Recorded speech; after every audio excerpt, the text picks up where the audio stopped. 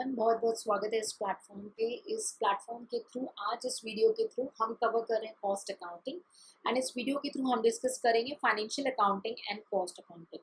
मैं ये प्रिज्यूम कर रही हूँ कि आप जो ये व्यूअर्स हैं इस वीडियो को देख रहे हैं, ये आप पास वीडियोस को डिटेल में देखने के बाद उसे अंडरस्टैंड करने के बाद ही देख रहे हैं, तभी आपको आगे एनालिसिस में हेल्पफुल होगा और क्वालिटी स्टैंड करेगा ये वीडियो आपके लिए।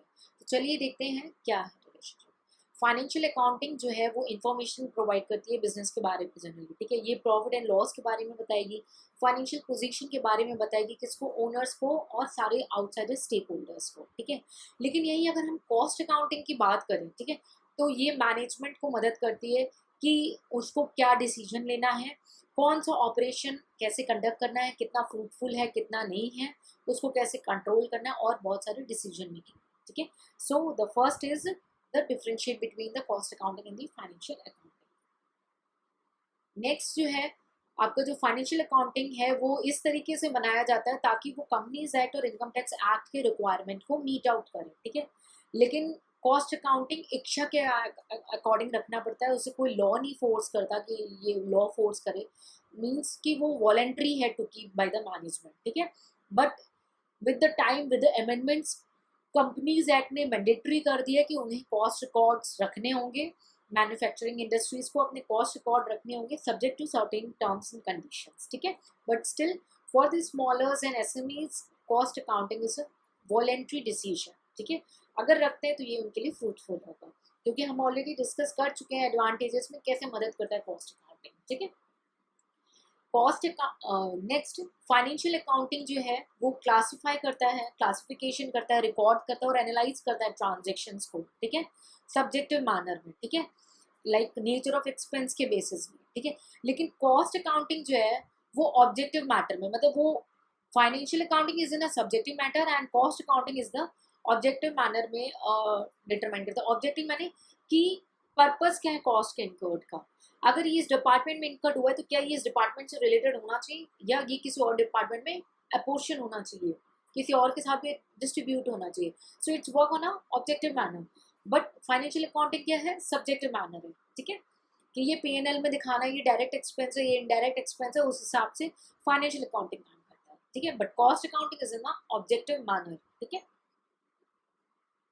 नेक्स्ट जो है फाइनेंशियल अकाउंटिंग जो है आपका commercial transaction of the business से रिलेटेड है, हर तरीके के एक्सपेंसेस को इंक्लूड करता है, like manufacturing, office, selling, distribution, ठीक है, सारे एक्सटर्नल ट्रांजैक्शन को भी जो बिजनेस कंसर्न का है, किसी थर्ड पार्टी का है, ठीक है, पेमेंट और रिसिप्ट बेसिस पे सारी चीज़ों को इंक्लूड करता है financial accounting. But cost accounting क्या है, ये केवल manufacture of the goods and services से रिलेटेड है, ये केवल उन्हीं तरीके के एक्सपेंसेस को इंक्लूड करता है जो प्रोडक्शन से रिलेटेड है, ठीक है। कॉस्ट अकाउंट जो है वो इंटरनल से ही रिलेटेड है, फाइनेंशियल अकाउंट तो आउटसाइडर भी कंसिडर करता है, बट कॉस्ट अकाउंटिंग क्या है, केवल इंटरनल ही चीज़ों को, इंटरनली कॉस्ट का और रिसिप्ट ऑफ पेमेंट का पार्ट बनाता है, ठीक है। फाइनेंशियल अकाउंटिंग में आप देख लो डेटर्स एंड क्रेडिटर्स, ये सब आउटसाइडर पार्टीज होते हैं, बट कॉस्ट अकाउंटिंग में ऐसा कुछ नहीं आता, they include only the internal cost, ठीक है। So I hope you are clear with the cost differentiation. आगे बढ़ते हैं। फाइनेंशियल अकाउंटिंग मॉनेटरी इंफॉर्मेशन को यूज़ करता है, केवल ओनली द मॉनेटरी इंफॉर्मेशन। आपने पढ़ा होगा फाइनेंशियल अकाउंटिंग में कि it's disclosure in the monetary system, जो आइटम मॉनेटरी में है उन्हीं को डिस्क्लोज करना है, ठीक है। लेकिन कॉस्ट अकाउंटिंग जो है वो नॉन मॉनेटरी भी यूज़ करता है, ठीक है, और मॉनेटरी एंड नॉन मॉनेटरी दोनों को। नॉन मॉनेटरी में क्या है, यूनिट्स, यानी कितना यूनिट्स ऑफ द प्रोडक्ट आपने बनाया, ठीक है। सो क्वांटिटी, केजीज, टन्स, ये सब भी डिस्क्लोज करता है, बट फाइनेंशियल केवल मॉनेटरी को करता है, ठीक है। नेक्स्ट फाइनेंशियल अकाउंटिंग जो है वो सेलिंग प्राइस को फिक्स करने के लिए नहीं बनता, ठीक है, बट कॉस्ट अकाउंटिंग जो है वो सेलिंग प्राइस को फिक्स करने के लिए बनता है, ठीक है। नेक्स्ट फाइनेंशियल अकाउंटिंग जो है वो एक्चुअल फैक्ट्स एंड फिगर पे डिपेंड रहता है और उन्हीं के अकॉर्डिंग काम करता है। बट कॉस्ट अकाउंटिंग में आपने पढ़ा होगा बजट, स्टैंडर्ड कॉस्टिंग, ठीक है, जो कि बजट आपने सेट किया, फिर कंपेयर किया, फिर वेरिएंसेस निकले। सो ये पार्शली फैक्ट एंड फिगर पे और पार्शली एस्टिमेट्स पे डिपेंड करता है, ठीक है, partially on the facts and figures and partially on the estimates, ठीक। Last point is financial accounting stock, जो रॉ मटेरियल है वो वैल्यूड होते हैं कॉस्ट और market price whichever is lower, ये आपको अकाउंटिंग स्टैंडर्ड 2 में पढ़ा होगा आपने, AS2, ठीक है। बट अगर कॉस्ट अकाउंटिंग करें तो वो केवल कॉस्ट पे ही स्टॉक को वैल्यू करता है, तो कॉस्ट पे ही केवल जो है आपके स्टॉक को वैल्यू करता है, ठीक है।